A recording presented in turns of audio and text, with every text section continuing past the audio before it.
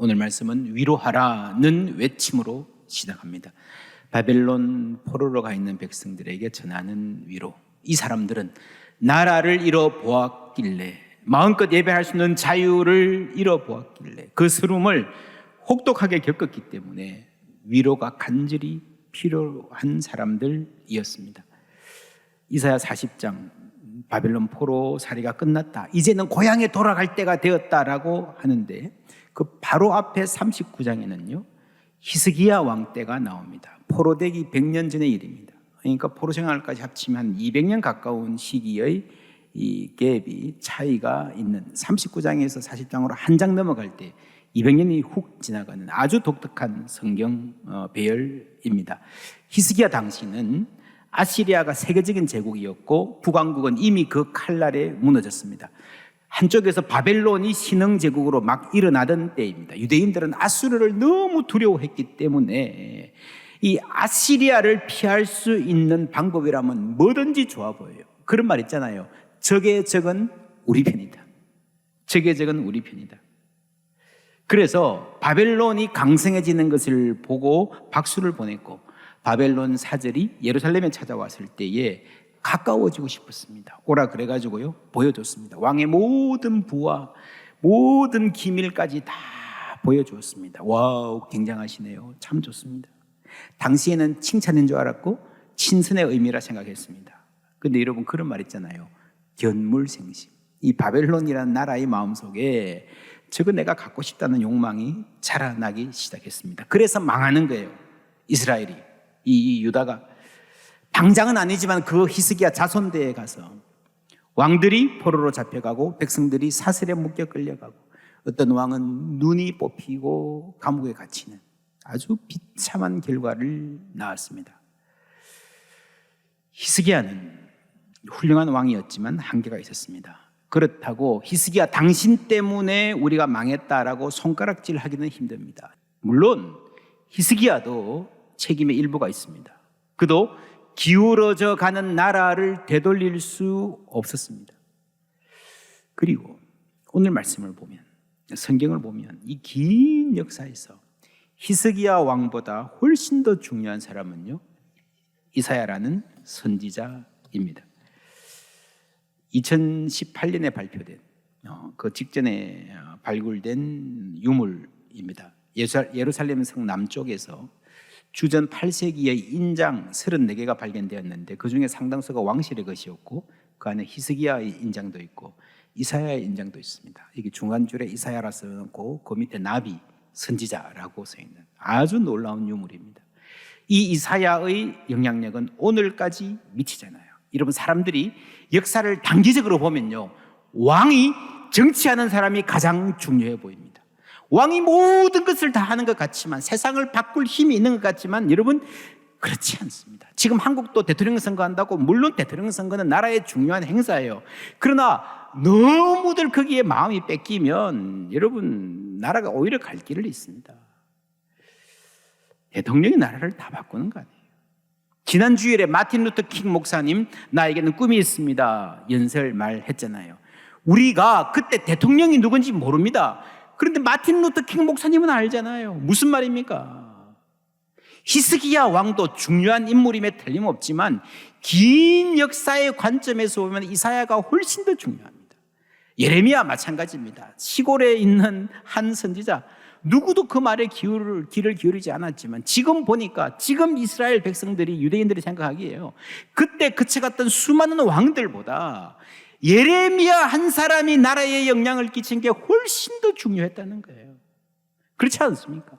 그래서요 여러분, 정치도 중요하고 경제도 중요하지만 결국에는 인간은 정신을 일깨우고 백성들의 마음을 바꿀 수 있는 사람이 나라에는 훨씬 더 소중한 줄 믿습니다. 그래서 성경에 히스기야는 없어도 이사야는 있는 거예요. 이사야는 있는 거예요.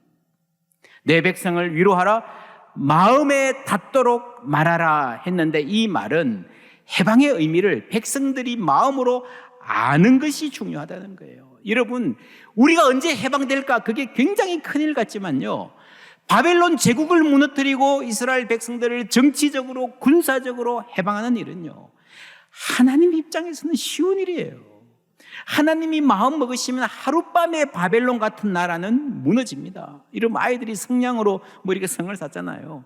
손가락 하나만 무너지잖아요. 하나님이 이 마음을 작정하시면 어떤 제국도 그것보다 더 쉽게 무너지는 줄 믿습니다. 쉬운 일이에요. 정치적 해방 쉬운 일이에요. 그러나 사람들의 마음을 바꾸고 하나님을 알게 하고 그 사람들을 하나님 백성다운 사람으로 세우는 일은 하나님 편에서도 시간이 걸리는 일입니다. 그래서 여호와의 열심이 필요한 거예요. 여호와의 열심이.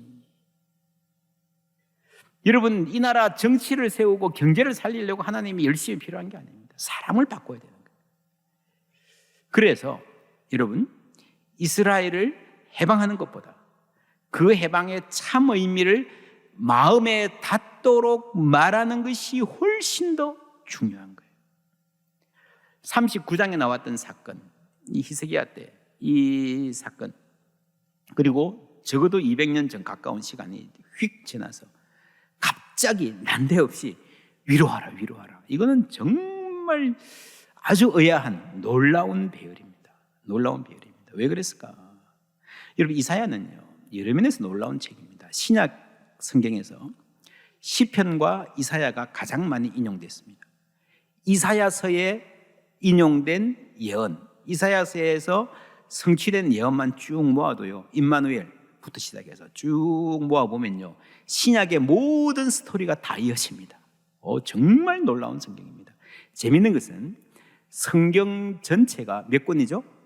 66권인데 이사야도 66장이에요. 그렇죠.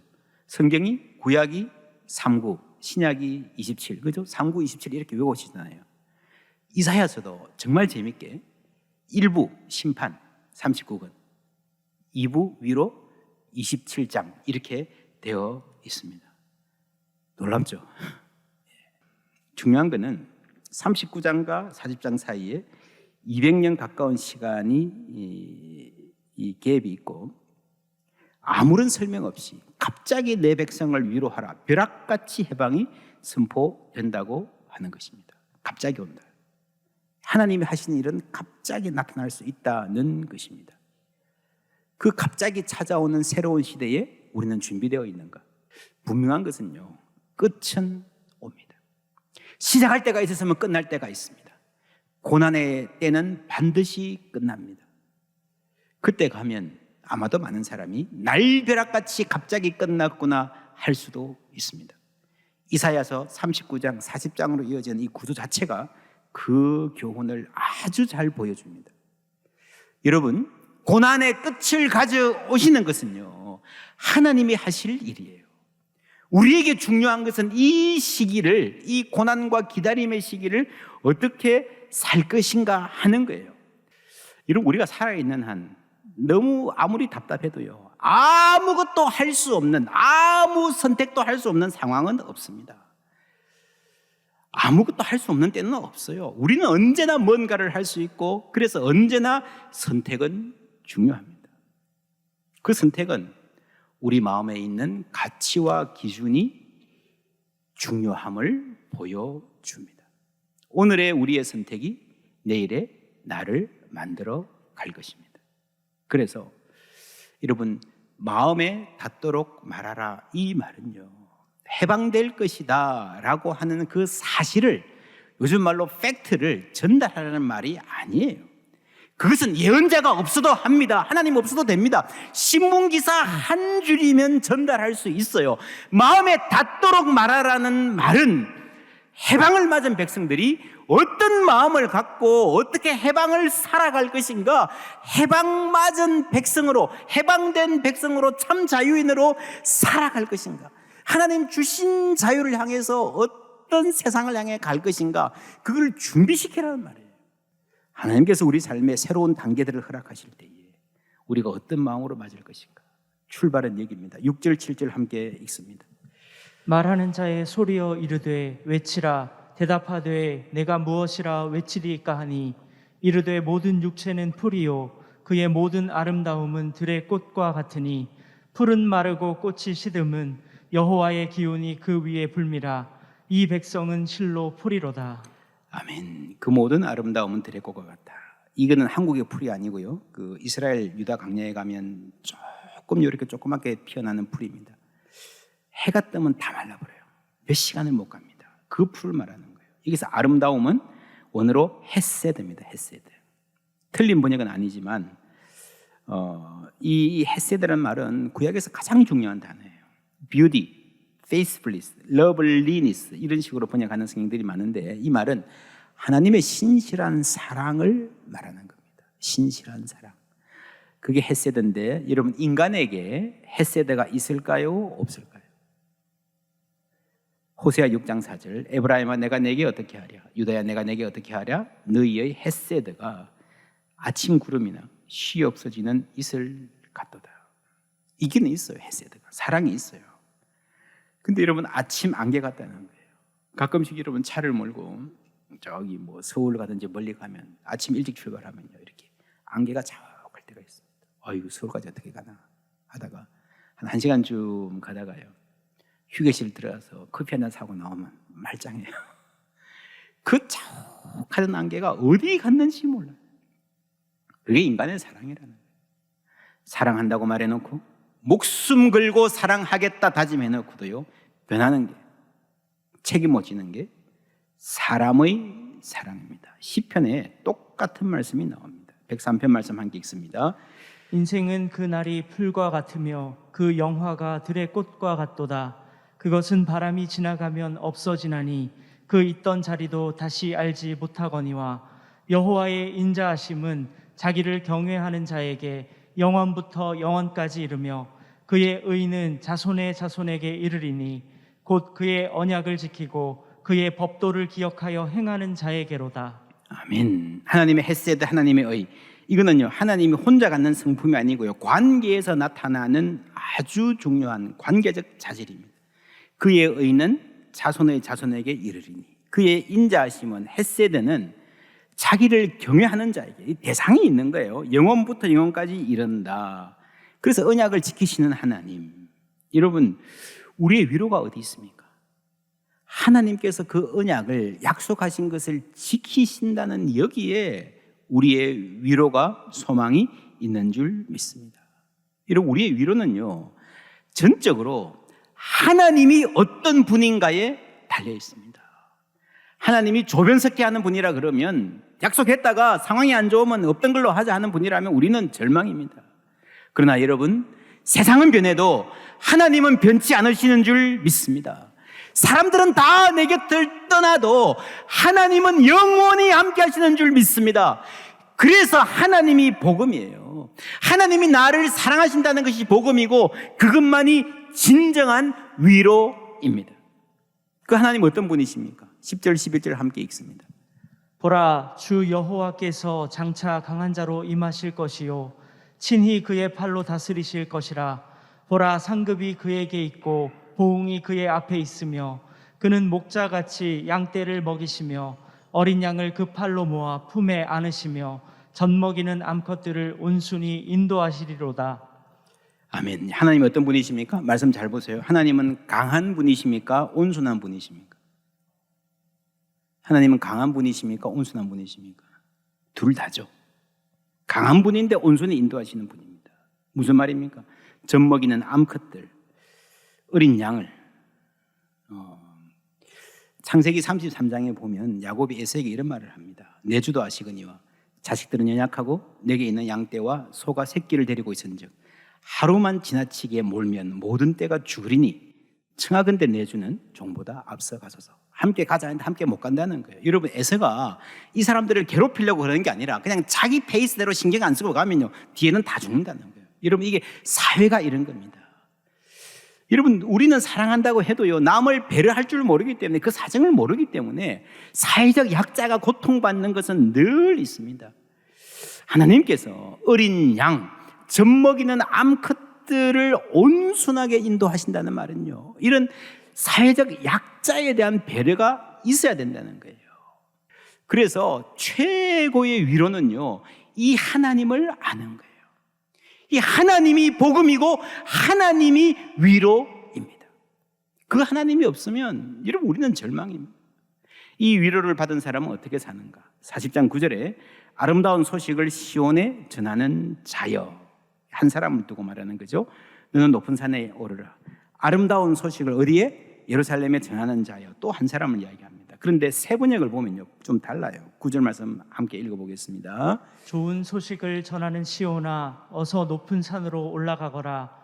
아름다운 소식을 전하는 예루살렘아, 너의 목소리를 힘껏 높여라.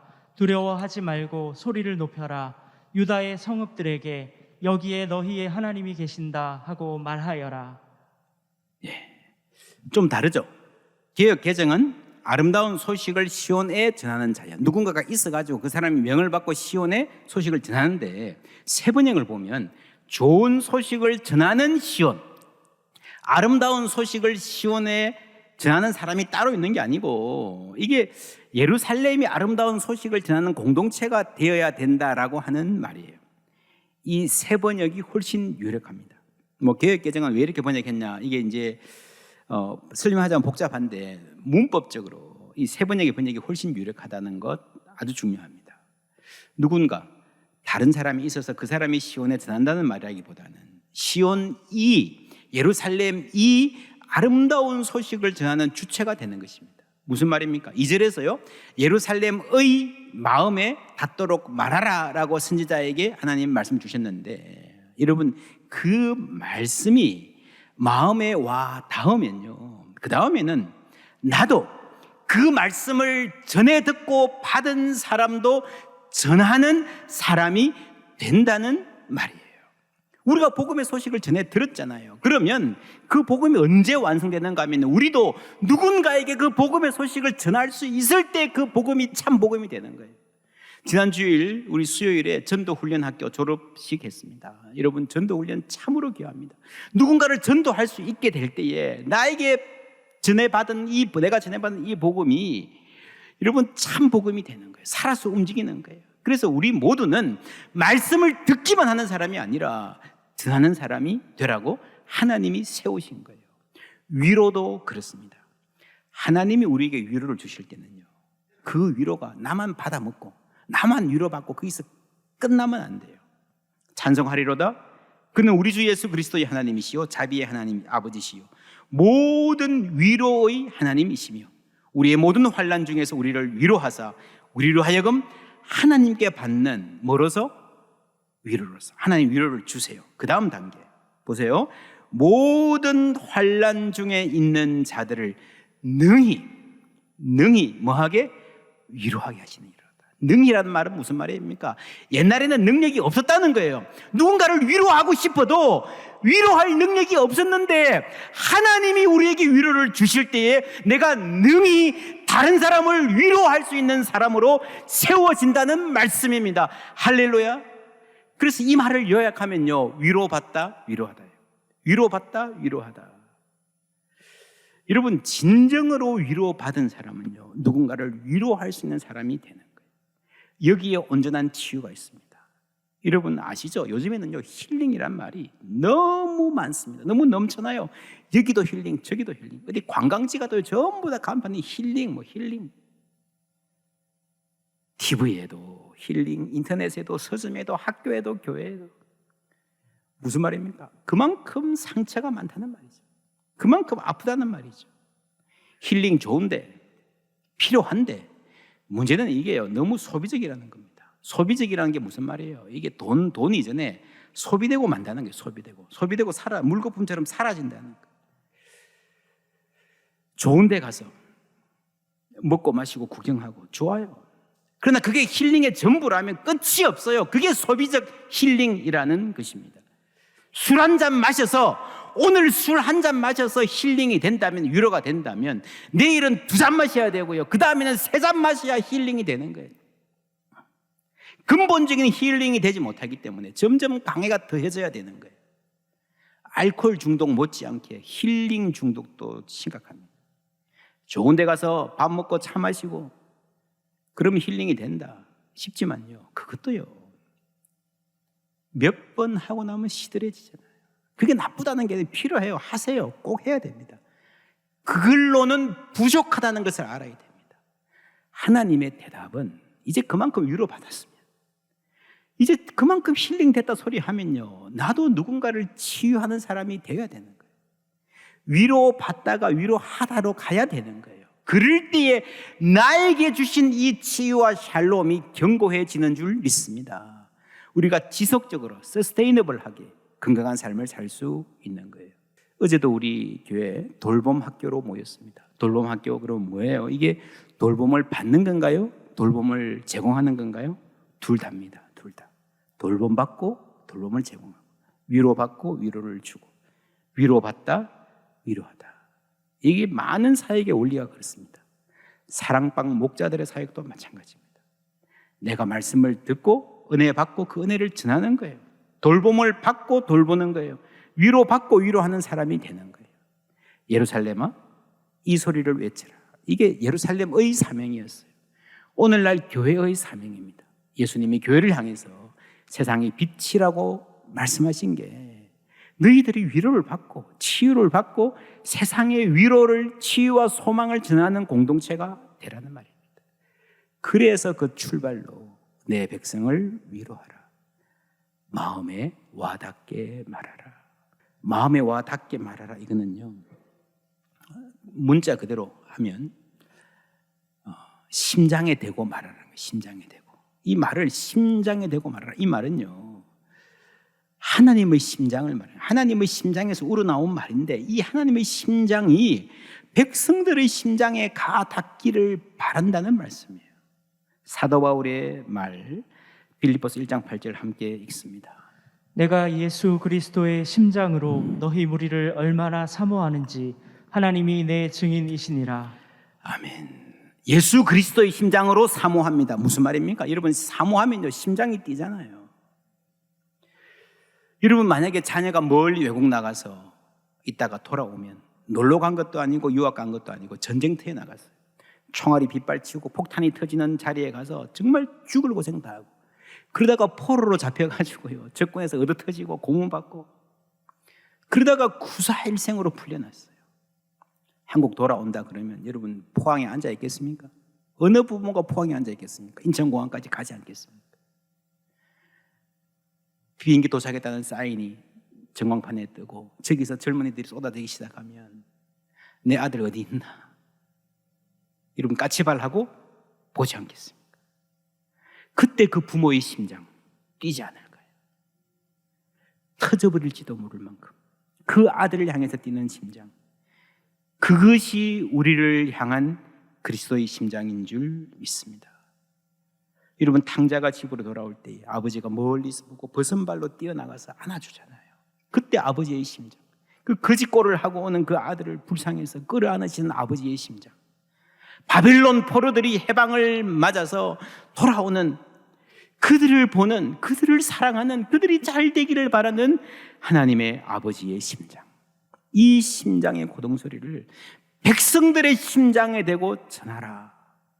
여러분, 그 사랑을 알기만 하면 이 백성들에게는 희망이 있을 것입니다. 할렐루야.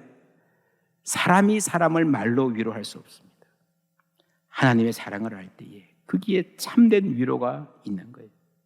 그 위로를 받은 사람이 또 그리스도의 심장을 갖고 이웃을 사랑하면서 복음의 역사가 그렇게 오늘까지 전해져 왔습니다. 여러분, 우리는 여전히 앞으로 인내의 시기를 보내야 할 것입니다. 눈물 많은 세상을 살아가야 할 것입니다. 위로가 어디 있습니까? 하나님이 나를 사랑하십니다. 아들을 주실 정도로 사랑하셨습니다. 그리고 그 사랑은 변치 않습니다. 여기에 참 위로가 있습니다.